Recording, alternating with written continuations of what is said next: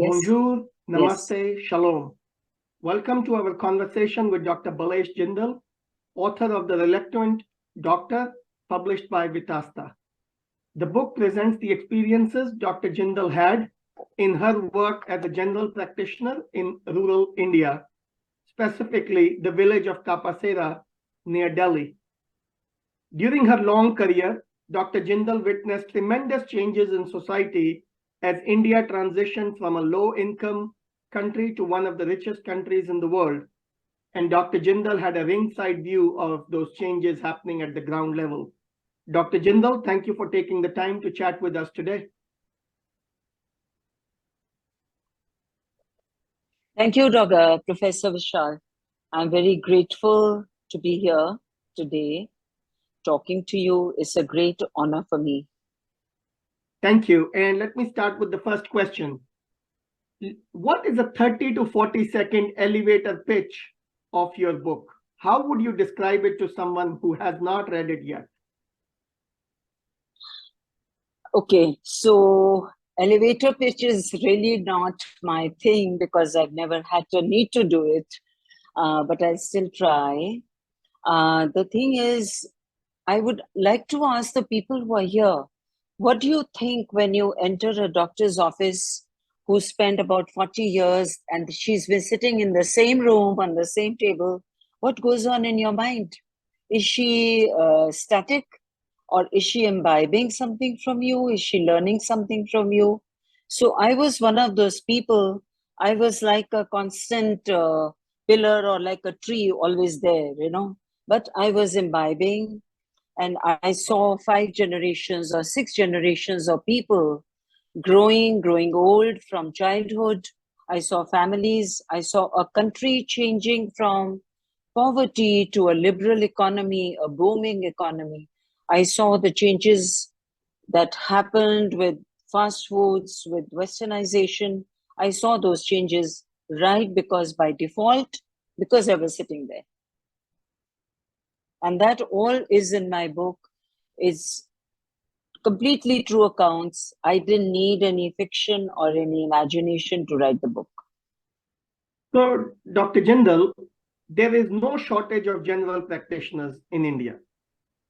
Why did you choose to write this book? Not many general practitioners write books about their experiences. What made you write this book?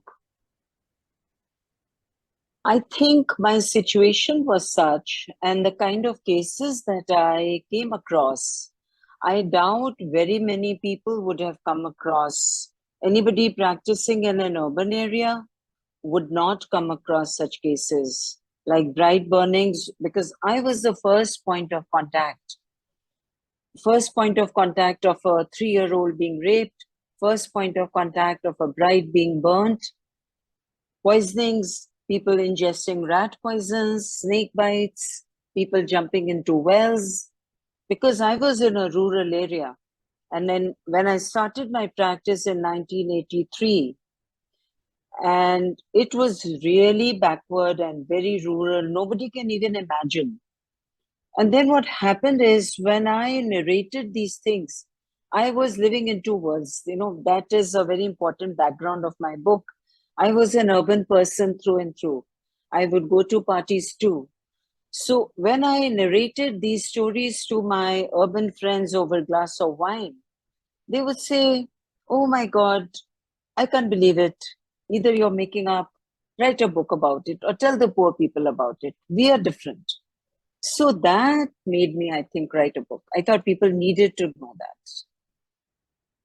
Yeah, there are many hilarious incidents in your book, and we will come to those in a few minutes. But what are 3 to 4 things you, as the writer, would like people to take away from your book? As a writer, what are 3 to 4 things that you would like people to take away from your book? If I say 2 things or maybe 3 things, one is I would like to say that this is for the young people who are non-medicos. This is for the young people that if you have a passion and you achieve it, it is not necessarily, passion is not akin to happiness. It will not guarantee happiness. Passion is a very narrow definition of success and of happiness. You have to pursue something much larger in life to achieve true gratification and passion. That's number one. I would say a person has to take away, which I learned very late in life. I didn't learn it when I was 30 or 40, no. I learned very late. And secondly, I would say this is for doctors, because the moment, especially now, the moment doctors graduate, everybody wants to go to earlier it was specialist, now they want to be super specialists. They want to be, it's not you're a liver specialist, no. They want to be a liver abscess specialist, or like even there's a super specialization. So nobody wants to be a GP ever. So I want to tell them that all you need to do is go somewhere where you can make a difference, where you can touch people, and the number of people you touch will be the measure of your success. And from my perspective, when I read this book as a general reader who is not a doctor, of course, I enjoyed reading it, but I thought every doctor in medical school should be reading this book because it helps them see what is going on the ground. So I agree with you that doctors or young doctors are a good audience for this book. Now, let me move to my next question. In the book, you have this interesting description that people would put you on a pedestal when the treatment you gave them worked. At the same time, you were also afraid of physical violence if things went wrong. What is this tension between hero worship and almost like beaten up like a villain? Is that common for general practitioners in rural areas? Yes, absolutely. And more so now, rather than in 82 when I started, it's more now. And now it's even spread to urban areas. And you must have been reading, like in so many hospitals, doctors are beaten up by relatives. But when I was practicing in 80s, 90s, and say early 2000s, the reverence was a lot. There was a lot of faith.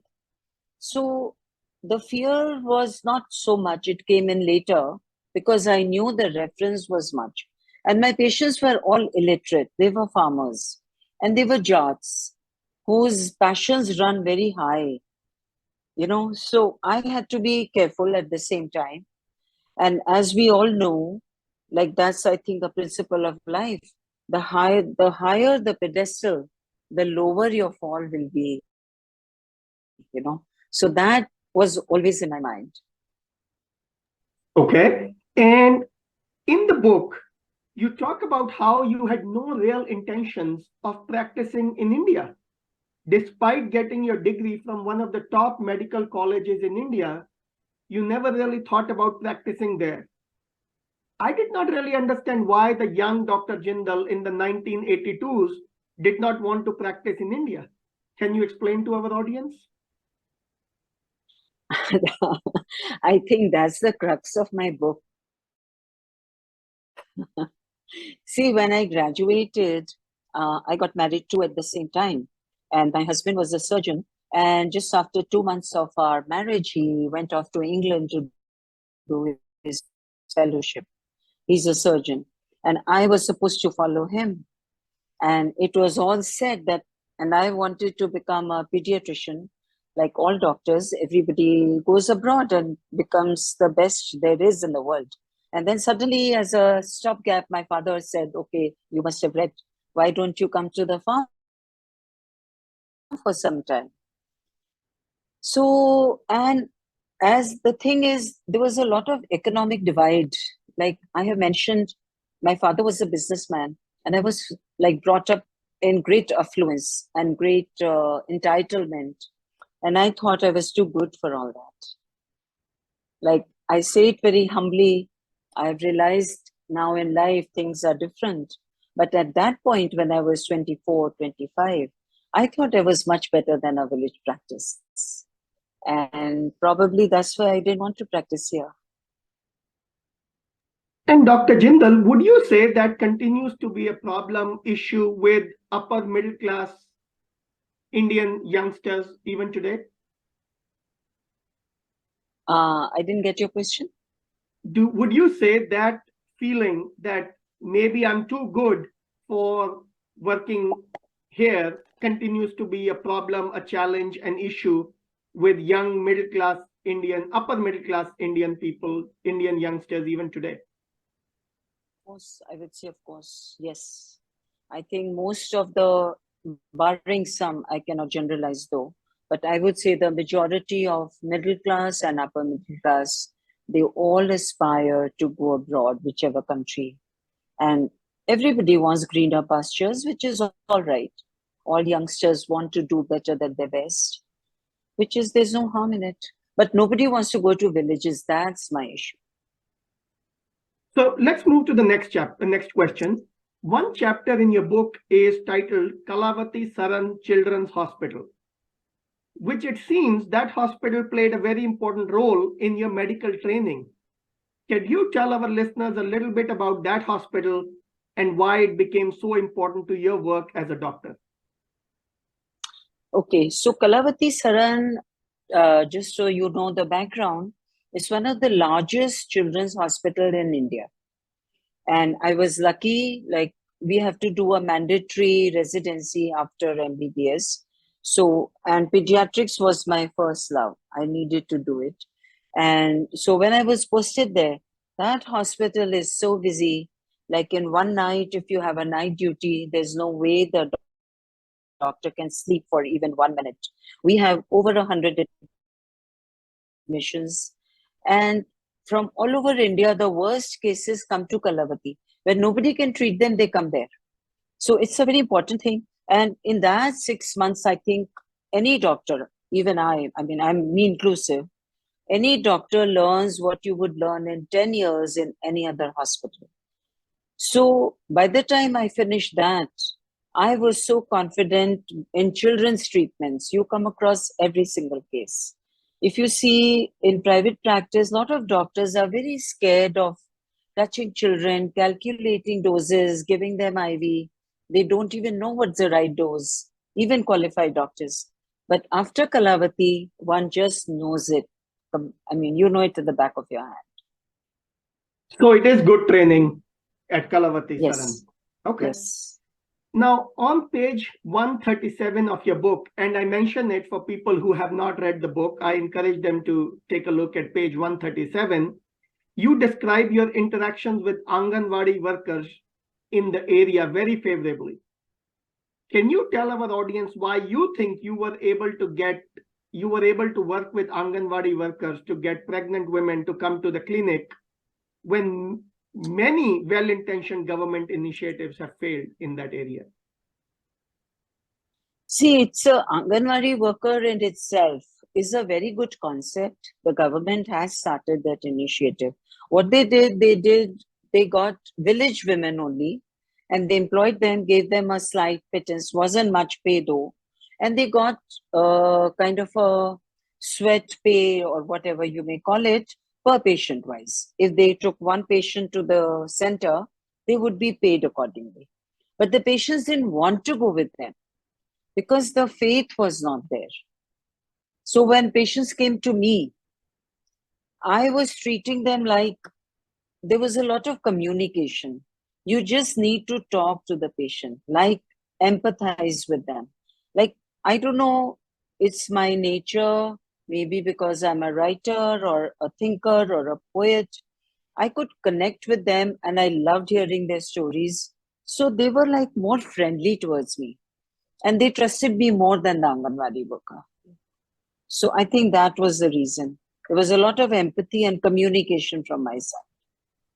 So tell me if you agree with me. When I read your book and I hear you give the answer to my previous question, it seems to me that empathy is a very important quality in a good doctor. But I don't think any medical school anywhere in the world teaches you how to be empathetic. So how does a young doctor develop empathy? I think this is one thing which Nobody in the world, as you said, no doctor, no college, no other degree. It is not taught anywhere. And you need it in every field. It's not only medicine. I really feel the lack of empathy in so many people I come across. Highly educated, they're going good places, but the soft skill of empathy is lacking in almost, I think, majority of people. And I'm surprised and shocked, why don't they have it? Maybe it comes from the parents, maybe good upbringing, maybe books, reading the right books, and maybe it's inherent. So it could be anything. You But know, I'm a empathy, professor. without empathy, you will have violence from patients. That's what when doctors get beaten up. You'll get violence from people. You won't get the good reactions that you want. Empathy has to be there.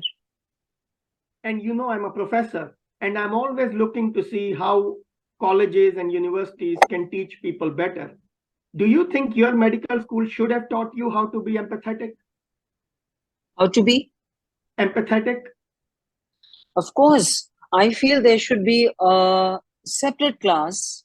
I can say that now at this age, a separate class for psychology and empathy and compassion. Three things. And everybody, I think the change of medical profession will change because of that. Okay. It's so Okay. important. Let's move to the next question. Rural Haryana. When people think of rural Haryana, they think of good, nutritious food. They think of desi ghee, they think of whole wheat food, home cooked food, they think of good milk, they think of good homemade butter, yogurt. You have a whole chapter about Maggi noodles in the book. So tell us about it. So, no, you're absolutely right that Haryana is well known for good, healthy food. And I've written that again and again in my book. Like from, say, 80s, liberalization started in early 90s. I think 91, 92, India became westernized when all the liberal policies came into place. So all those years, I have not seen in most of my years, all the people who eat the good healthy saag, they have butter, they walk in the fields, they cut their own vegetables. I haven't seen a single heart disease, high cholesterol, though they have ghee every day, maybe 250 grams also a day, and no heart disease, no liver disease, no nothing.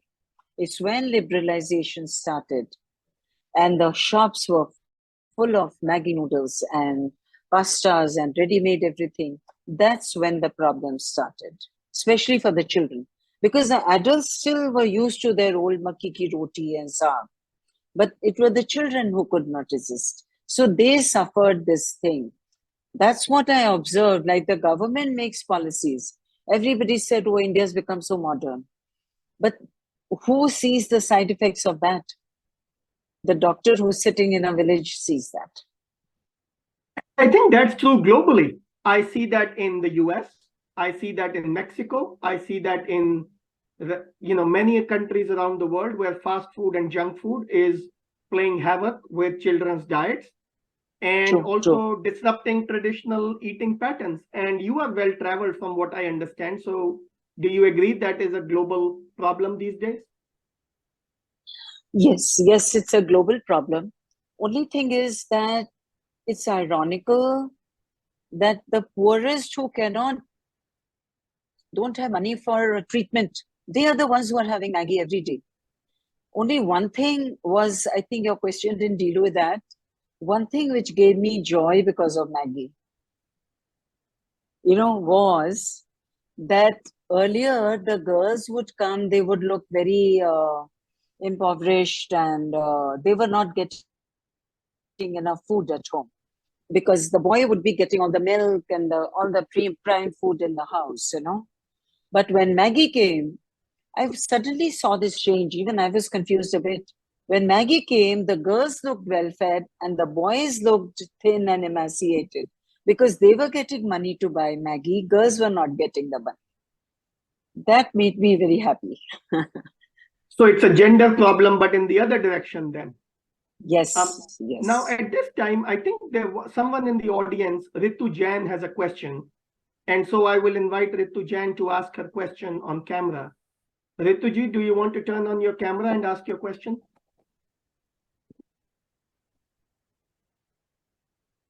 Yeah. Good evening. I have a Welcome, question. Ritu Jain. Yeah. Thank you so much for inviting me. I have a question. One thing that touched me was when you treated road patients without charging any money. It shows your compassionate behavior, or you could say nature. Could you elaborate on it? See, Am when I? my father, he started me on this practice, on this path, while he was alive. He died when I was just 3 years into my practice. He died in a road accident. So he was 3 years, like it was every day, it was like a prayer. Don't let anybody leave without medicine. Don't let money guide the way you treat people. So I think that stuck in my mind. And even today, I had my clinic. When person for your consultation, I said, doesn't matter. I didn't want him to go back. I said, give him the medicine, whatever. I mean, it doesn't matter. How does it matter? I was lucky I could do it. Okay. So, Balesh, you tell me this, and I guess I should have asked you this question before. Are you still practicing? Is the clinic still open? Yeah, I go every day. I still have a very busy practice. Yes. Okay. I'm getting So the sixth generation now, maybe. wonderful. Let me move to the next question then. You discussed seeing that quick wealth when it came to villages adjoining Kapasera, the wealth was actually a curse for many families. Can you summarize us what you saw there? The wealth, instead of becoming a blessing, became a curse. Can you shed some more light on that? I think you'll have to repeat the question. I completely lost it. I'm trying to fix my. I'm so sorry, Professor Vishal. You discuss in the book that the quick wealth that came to villages adjoining Kapasera became a curse instead of a blessing. Can you summarize for us what you saw in terms of wealth becoming a curse? The quick wealth you're talking about? Okay. So what happened is in 2000s, the farm, all my patients, like most of my patients, like I've written, Brijwasan was a rich village where everybody owned acres of lands. But then the builders came and the price of the properties rose like 100 times. It was in crores per acre and they owned acres and acres. So they suddenly came into money, and that money was not in banks. These people did not know banking. It was in sacks. They had sackfuls lying in their rooms. So what happens is when sackfuls are lying, there's this old man, he's old, the father, he sold the property. What do the sons do? They just see the sackfuls, they drop out of school, they buy huge cars, and what do? They go to drugs.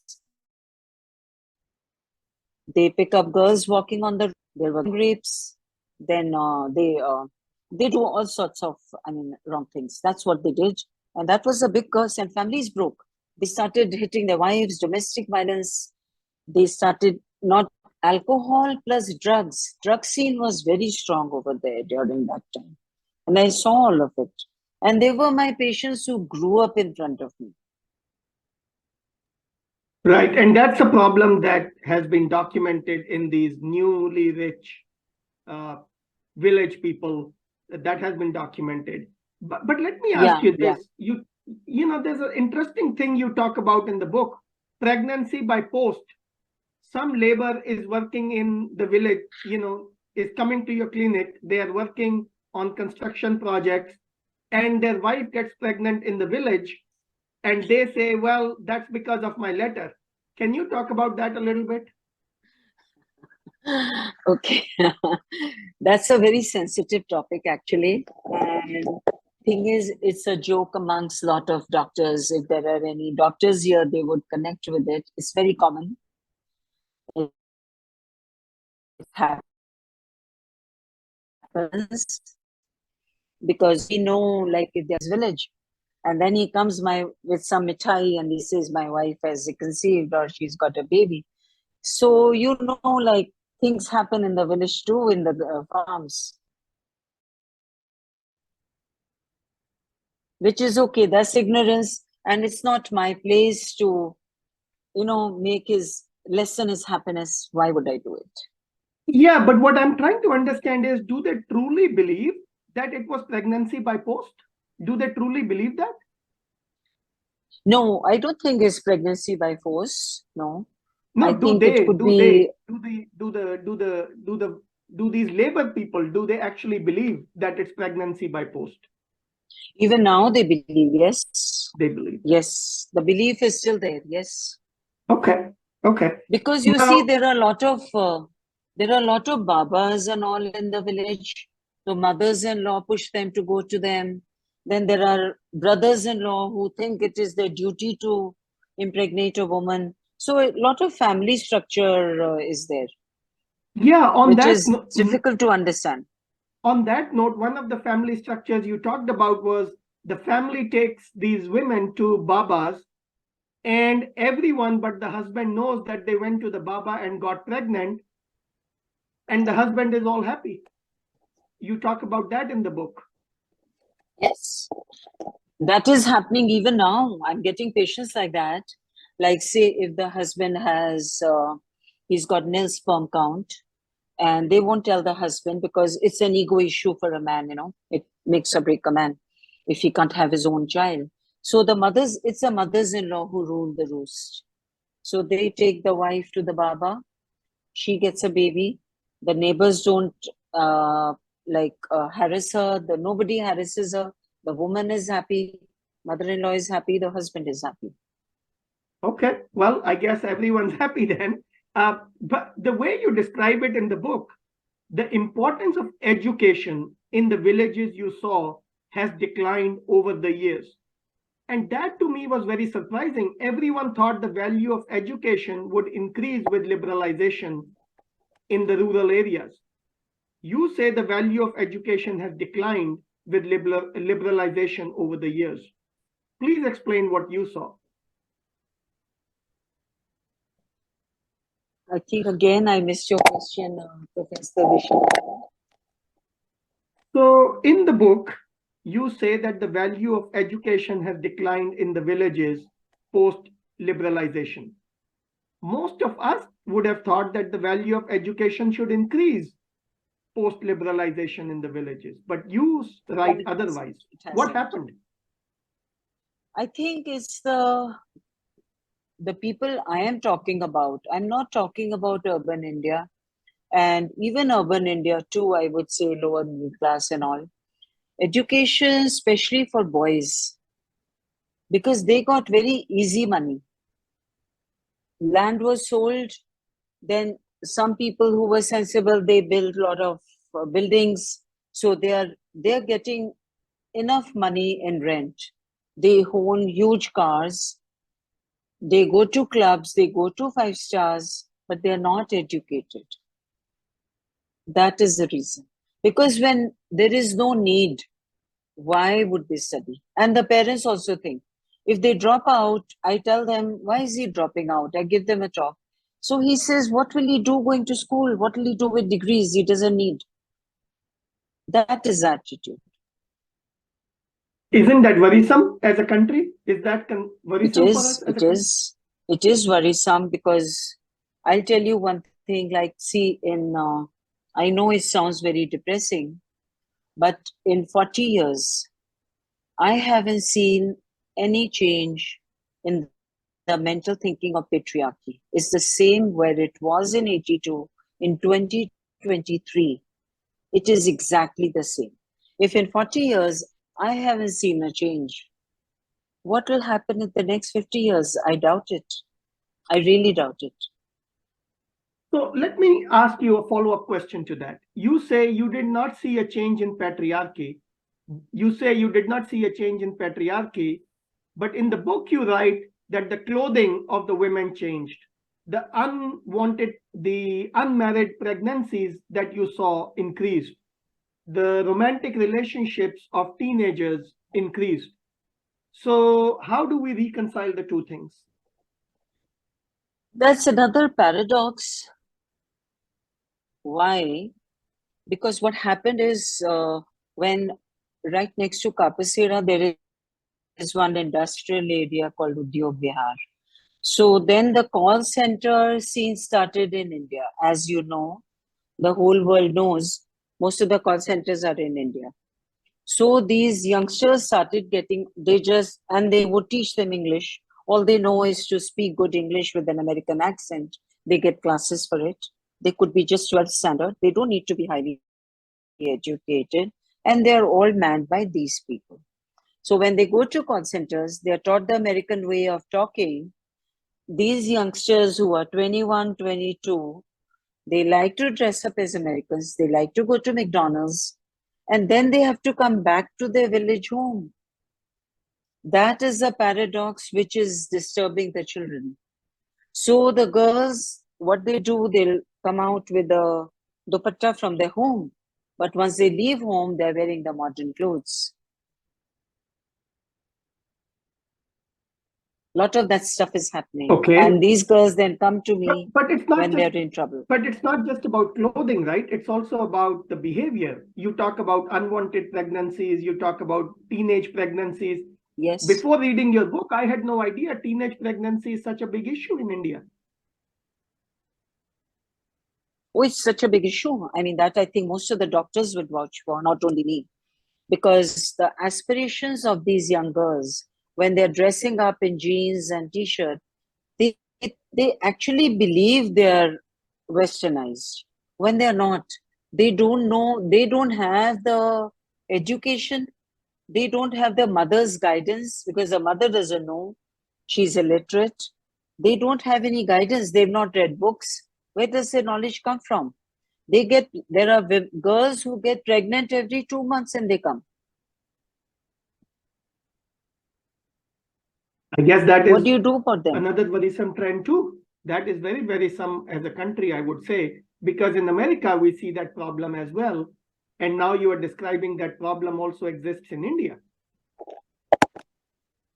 Yeah. So let's move to the next question then. You take a very strong stance against against untrained village doctors in the book. Your book is very critical of untrained village doctors. You call them quacks. Do you still see a dearth of medical facilities in India? I remember that government of India said we want these medical practitioners in rural places. But you say most of them are quacks. They do more harm than good. Yes, I think even today, where I'm practicing, even today, I think for every 2 qualified practitioners, there would be 20 quacks, even now, today, in the same area. So it's semi-urbanized now, but it's the belief, I mean, most, even educated people believe in them. I know so many people, like there's this one person, he'll make you swallow a fish, and he says you will get rid of asthma. Or they'll say, okay, I'll get this woman pregnant, eat this, some jari booty. So many people believe in it. That's a common occurrence in India. And slightly more so in a semi-urban area. Okay. Now, I'm going to ask you sort of a personal question. It came up in Ritu Jain's question earlier too. You mentioned in your book about your father's road accident, but you never actually explained what happened. Your father was an upper middle class, rich person, from what I understand, successful businessman. But you never explained the road accident. Are you willing to elaborate on this now? Okay. So the thing is, as I've written, he had bought this farm, my father, and he was planning to build it into a nice like livable thing. It was a 6-acre farm and he was building it in very lovingly. And I was a part of, my clinic was just at the beginning of the farm. And he was building it. And suddenly he just wanted to go and buy some curtains for the farm. And he was going on the way. And those days it was a one-way road. So there was a head-on truck coming and there was a head-on collision on the road. He died on the road. And I Near the think that's clinic. why, Hanji? No, he Near was the going to clinic? Panipat. He was going Panipat. to Oh, wow. Panipat. And because of that, ever since, because my clinic too is on a crossroad, it's on a crossroad, I used to get a lot of accidents. I would treat every accident patient like a VIP because I couldn't do anything for my father. So they became like my redemption. Anybody who came with an accident, I would give them VIP care and maybe not charge them or whatever. You see, Dr. Jindal, as I was reading your book, there were many aspects of the book that I found personally relevant to me. For example, you talk about the changes you saw on the national highway, the Delhi Jaipur National Highway. And I also drove on that national highway for years every day as I went to my factory in Bhiwadi. You talk about your father going to Panipat to buy curtains, which was also personally relevant to me because that's where my father bought his curtains when he built the house. So many of the things that you talk about in the book, I found very, very, very personally relevant. I guess maybe because we share the similar background of upper middle class, Delhi, Agarwal family background. But tell me this. You describe in the book that your father's accident your father's demise changed the whole family setup, including sort of the farm, the clinic, and the relationship between your brothers and you.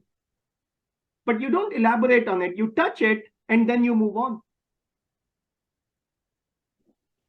That was a very conscious effort, Professor Vishal, because I was advised, and because there are too many issues, I didn't want to wash dirty linen in public. And I asked my brothers, so I had written a bit.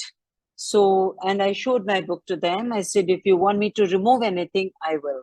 And they asked me to remove those two, and I removed it happily because it's not fair to anybody in the family that I discuss them. The book is about my patients and my journey as a doctor. So I consciously kept it out. And to me, it was your patience, your journey as a doctor, but also your personal evolution from somebody who did not want to run that clinic to somebody who became passionate about that clinic. That I think was also important for me as a reader. But reading the book, I get the sense that as a doctor, you made a major difference in the life of patients around you, the society around you. You were very instrumental in making a positive difference. But neither of your kids followed in your footsteps. The clinic your father founded will someday close. We all get old. It will someday close. Did you not want the next generation to build on your father's legacy, his dream? Okay, Professor Vishal, you tell me one thing. Is it fair to push my children into something which was not their calling? Because my son was very sure when he was in 11th, he wanted to do economics. Though he was a very, very bright student, and so did my daughter. She didn't want to do medicine at all. And maybe because they saw both of us working so hard, I think that pushed them away probably. You know, my husband being a surgeon, I being a doctor, so it's a lot of pressure. And the thing is, when I started my practice, I don't think I feel guilty about it. When I started my practice, there were no medical facility available over there. And I think now in 2023, there are a lot of facilities. The transport is so much better. Earlier, they could not go. Now, the transport is, they can go to Safdarjung, they can go to nearby hospitals. A lot of big hospitals have come. Though I would say no doctor like me has come, no general practitioner has come. But super specialists and specialists are there. And the patients now, they are okay. I mean, they can go. They are not helpless like they were 40 years back. So I think I will leave them in a good place when I leave. And Dr. Jindal, in the book, you say even when you encourage the patients to go to Safdarjung or to go to AIMS, they did not want to go. They said, I am not going to the hospital because you come back dead from the hospital. Is that mindset changed? Yeah, that has changed now. That has changed. Now they go. And especially if you convince them, now they all go. Because, yeah, that really has changed. Medical scene has changed a lot in India now, definitely. From 40 years, that has changed, yeah. Okay. So let me remind the audience, if you have any questions, feel free to ask. And please raise your hand in Zoom, and we will definitely want you to ask your question on camera. I will ask you the next question, Dr. Jindal, as we wait for people to see if they have any questions. What was the reception to the book when it came out? Was it along the lines of your expectations? That's for me? Yes. The question is for me, Professor? Yeah. What was the reception to your book when it came out? Okay, yeah. Okay. I think the reception was unexpectedly good. I think I thought the book will come and it will go. I have just written, I've done my job. These stories needed to be told to people. They had to come out. But the reviews that I'm having, they are kind of very humbling and gratifying. And I feel the whole journey, that tough journey, was worth it. I think the book is getting excellent, amazing reviews. In fact, today only I got a very nice review. I think Lalita Ravindran is here. She wrote this nice review. Are they all muted, the people here? Yeah, but if they can unmute themselves, or they can They raise can. their hand and ask. So Lalita Ravindran is here, I can see. She sent me an excellent review today, which kind of made me misty-eyed. And I don't know if she wants to say something. Lalita, Hello, do you Lalita. want to comment?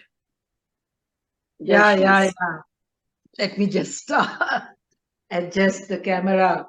Yeah, so Dr. Balesh, I'm so, it's really insightful what you say. And some of the things, especially with this Maggi, and, we always brag about Indian food and all of that, but we are racing against doing everything wrong, which we already know how it has, how it has affected other people, but somehow we still do that. So I'm so happy that you have come out and, you talked about teenage pregnancy and, 25 years back, in Bombay, one of the gynecologists had told me, that every other day I have to do a abortion of a unmarried girl. Exactly. Yeah. And we were like, oh, we are Indians, we don't do these things, only Americans do. We have this whole thing. We are like holier than thou. And so even after 25 years, I'm hearing it again. From you, and nothing seems to have changed. And we don't want to talk about these very inconvenient truths in the main media. We put on this on our sleeves that Yes. we are also good and everybody is bad, everybody else is racist, everybody else is thing, but we are also good. So I'm so glad that So you're well speaking said. Yeah. the way you are with, personal stories and insights. Definitely, I want to read your book. Yeah, thank you so much. The thing is, there's this chapter on the big Indian family, big fat Indian family, that just shows our hypocrisy too. I think we can fall to the lowest depths and we don't even admit it. Yeah, Dr. Jindal, one of the things that surprised me in the book is Phil Zimbardo, the famous social psychologist, wrote the foreword to the book. Phil Zimbardo, the Stanford professor, the famous social psychologist, wrote the introduction to the book. And you've told me that your book also won some award in Stanford. So could you maybe share that with our audience a little bit? So that was the turning point in my life where I kind of wasn't so resentful, and I wasn't so ashamed of my practice that I was practicing in a rural area. Otherwise, I felt I had really come down in life. But suddenly, out of the blue, I just wrote one essay on this because, the sexual abuse of young girls was very close to my heart. I was trying to work on it, to prevent it, to empower the girls. I used to work a lot, do a lot of counseling all the years. Then suddenly this assignment came up, this essay. It was for people all over the world, and I wasn't going to write it. I mean, and my daughter pushed me. I said, the whole world is writing, a small doctor, a small clinic. Where do I stand? She says, no, didn't you always dream to go to Stanford? I said, yes. She said, then do it, write it. So what I did was I went there's a government school next to my clinic. I went there. I talked to the principal. I said, I need to talk to you, the girls, all alone, without teachers. So I took girls from 6th standard to 11th standard. So there were about 2,000 people. It was a large school. I put all these 2,000 girls in a huge room they had, an auditorium, and I closed the windows. And then I described to them, I gave them the definition of physical abuse. They didn't even know. They were as young as 10 years. When I gave them the definition, 80% hands went up. And they all wanted to tell this story to me. So I said, okay, my clinic is open anytime. Just walk in my clinic, tell me. Then I wrote an essay on this. After nothing happened, I sent it. And after 2 months, I get a letter that your essay is heads above the rest of the essays in the world. And that was kind of magical. I don't think it's a normal thing to happen. It was just, and then they said, you're invited to Stanford to receive your award. So Philip Zimbardo, I met him. He's such a legend. I'm sure you've heard of him. He's a real legend. He did the Stanford experiments, the prison experiments. So I met him. He took a liking to me. We connected, and he gave me the award. And when I went to Stanford, here people don't care, Then the senior professors, they walked up to me and they said, when we read your essay, we had tears in our eyes. And it was so heartwarming, the welcome I got. That changed me. When I came back, then I felt, yes, I was making a difference and I need to make more. Then I worked harder after that, definitely. And when was this? Around what time period was this? This was around 2014 and 15. So, Dr. Jindal, your book, as we talked about, is for doctors, is about your experience as a doctor. Have any medical colleges in India invited you as a guest speaker to talk about your book, your experiences for their students? Yeah, I was invited to my alma mater, Delhi D. Harding College. I went there, which was again very, very emotional for me. And it was so nice when the young students, they surrounded me and they asked, and that was very nice. I could speak to them what I wanted to. So wonderful. And hopefully many of them will read the book to understand the doctor's life after their studies. Now let's move to sort of the last part of this interview. As a writer, so you are a doctor, but you're also a writer. And it's the writer, Dr. Balesh Jindal, who wrote this book. As a writer, what senior writers inspired you? Who do you look for inspiration in terms of senior writers? I didn't get that question. As a writer, which senior writers are your inspiration? Okay. So, if I start from the beginning, I think you want Indian, should I mention Indian writers or others? Because I have a lot of Yes, please. You can share both. Okay.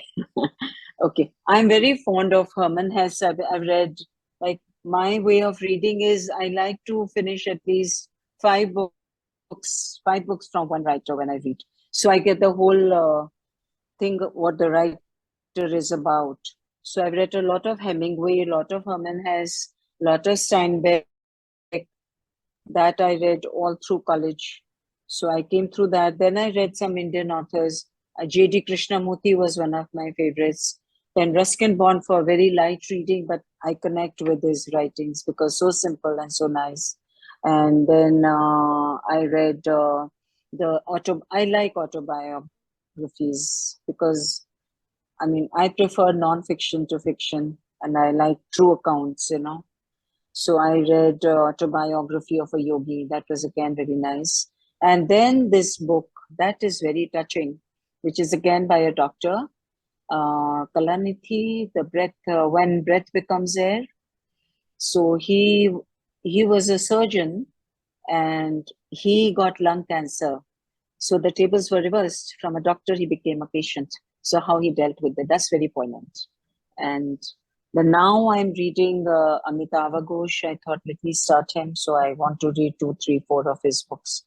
I read his Sea of Poppies, and there's this very small book he's written. It's called The Living Mountain. It's just got a few pages, takes about 2, 3 hours to read it, and that's it. But it's a very profound book. If I would really recommend it to everyone. It's a very small, thin book, you know, but very The Living profound. Mountain. The Living Mountain. Yes. Wonderful. Now, my next question was going to be about what books are you reading these days? You mentioned The Living Mountain. What other books are you reading these days? So right now I'm reading Living Mountain. I have on my table, and I have The Girl in White Cotton. This is by, she was shortlisted for Booker Prize. I think she's got it published outside and in India. Outside it was called Burnt Sugar. So it was shortlisted for Booker Prize, I think, in 19 or 20. That's a nice book. Okay. I'm halfway through it now, yeah. Okay.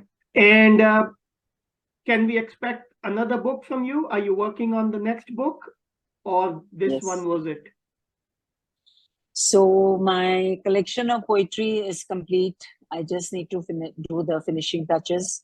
I've written new poems, 75 new poems. So one anthology is complete, which should come out in the next 5, 6 months. And I've written a novella I've called it fiction, but it's actually inspired from true life, as all fiction is, I think. Okay. So that is almost ready. I've done it. And third is I'm also an artist. So I want to make a coffee table book of my art now. I think I'm old enough to take that out now. So I'll do that. Okay. And as we of course wish you the very best in all these 3 endeavors. Thank you. Now tell me, Dr. Jindal, and I do a lot of research on gender issues. And one of the things I find is that women are balancing, career women are balancing many different things, work, family, and you were a successful doctor. You said you're also an artist, you're writing a book, you have a family, you have 2 kids, a husband. How do you balance these competing demands on your time?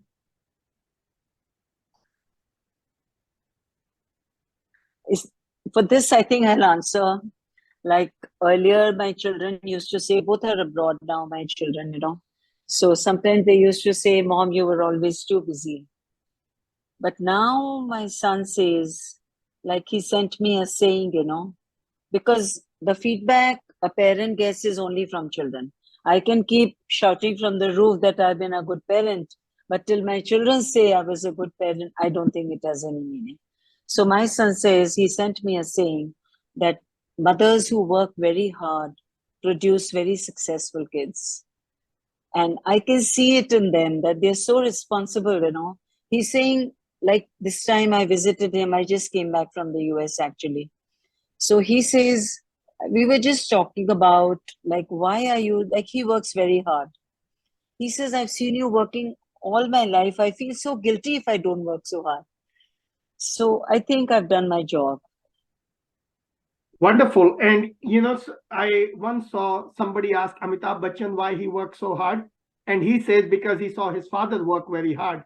That's the work ethic he has. So okay. I guess I see the same sentiment in your son's comment. So on that note, Dr. Jindal, thank you very much for your time. I truly enjoyed talking to you. I hope our audience today in person and those who will watch this video on YouTube in the future, I hope they too will enjoy watching and hearing about your insights. And for those of you who joined us today, please consider joining us for our future conversations as well. Hopefully, we will be able to bring Dr. Jindal again when her next book comes out. Thank you, Dr. Jindal. Thank you, Professor Vishal. You were wonderful and you asked me difficult questions, but good questions. Thank you so Take care. much. Bye-bye. Thank you.